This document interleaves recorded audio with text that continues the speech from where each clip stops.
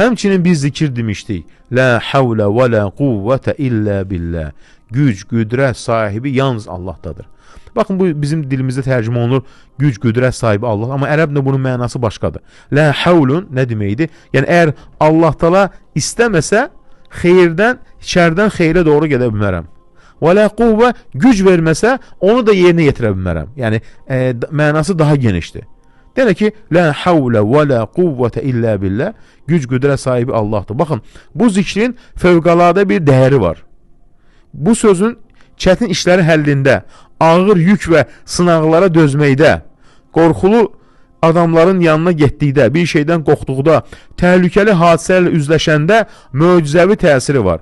Həmçinin bu zikrin yoxsulluğun dəf edilməsində və bənzərsiz təsiri də vardır yoxsulluğun aradan qaldırmasında problemin. Qısa bir cümlədir, amma içində Allaha təm təslimiyyət, qəlbə rahatlıq ehtivası var. Çünki sən bu söz deyəndə etiraf edirsən, yəni ey Rəbbim, mənim heç bir gücüm, imkanım yoxdur.